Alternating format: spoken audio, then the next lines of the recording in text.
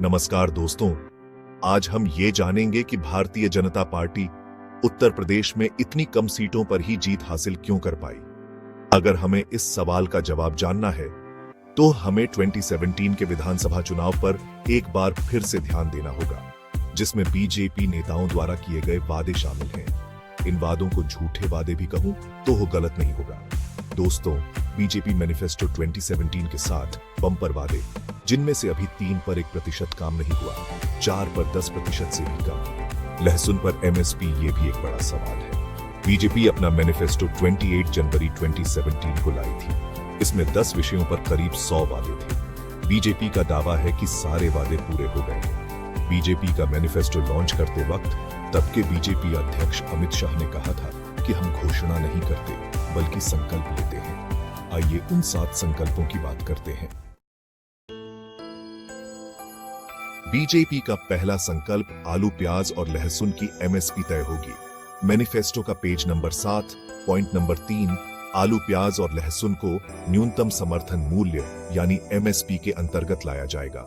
इसी के ऊपर पॉइंट 2 में एक और बात लिखी है, किसानों को फसल का सही दाम दिलाने के लिए सभी अनाज और सब्जी मंडियों को ई मंडियों में बदला जाएगा।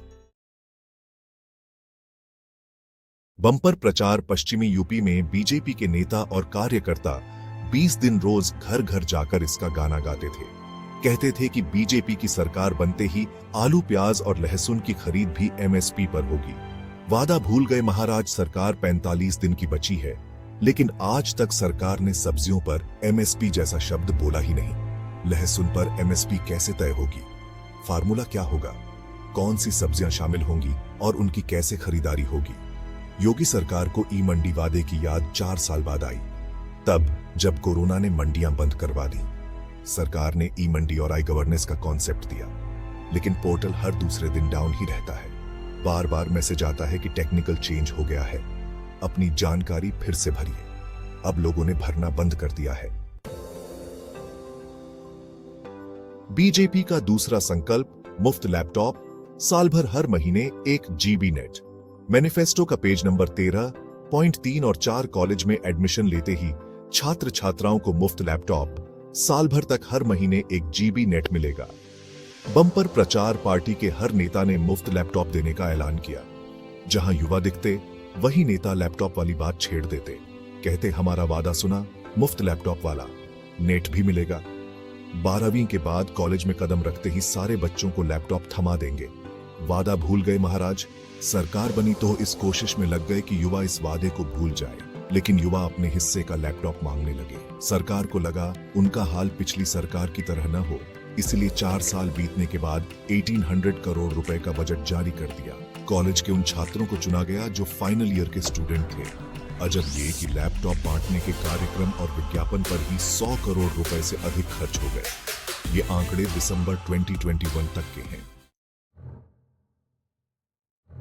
महिलाओं की सुरक्षा को बढ़ावा देने के लिए सरकार ने एंटी रोमियो स्क्वाड्स का कॉन्सेप्ट शुरू किया। ये स्क्वाड्स महिलाओं को होने वाली परेशानियों को रोकने और सभी महिलाओं के लिए पब्लिक स्पेसेस को सुरक्षित बनाने के लिए समर्पित हैं। अगर आर्थिक पहलुओं की बात करें तो सरकार ने स्थानीय लोगों के लिए नौकरियों में रिजर्वेशन की पॉलिसीज भी बनाई है। इसका उद्देश्य यह सुनिश्चित करना है कि स्थानीय लोगों को अपने ही क्षेत्र में रोजगार के अवसरों का सीधा लाभ मिले। गरीब बच्चों की पढ़ाई को बढ़ावा देने के लिए सरकार ने बाबा साहेब अंबेडकर स्कॉलरशिप शुरू की है। इस पहल का उद्देश्य आर्थिक रूप से कमजोर वर्ग के छात्रों को आर्थिक मदद देना है, ताकि शिक्षा सभी के लिए सुलभ हो सके। आगे बढ़ते हुए सरकार ने पूरे राज्य में मेट्रो सर्विसेज के एक बड़े विस्तार की घोषणा की है। इस डेवलपमेंट से पब्लिक ट्रांसपोर्ट बेहतर होने, ट्रैफिक कम होने और एक स्वच्छ वातावरण बनाने में मदद मिलेगी। पुलिस बल के कल्याण में सुधार के लिए पुलिस कल्याण के लिए एक रिव्यू कमीशन बनाया गया है। यह कमीशन पुलिस कर्मियों के काम करने की स्थिति, बेनिफिट्स और ओवरऑल वेलफेयर का मूल्यांकन करेगा और सुधारों की सिफारिश करेगा। कुल मिलाकर यह पहल सोशल वेलफेयर और पब्लिक सर्विस के प्रति सरकार की प्रतिबद्धता को दर्शाती है। शिक्षा, परिवहन और पुलिस कल्याण जैसे मुद्दों पर ध्यान देकर राज्य एक अधिक समावेशी और बेहतर ढंग से सुसज्जित समाज बनाने का लक्ष्य रखता है।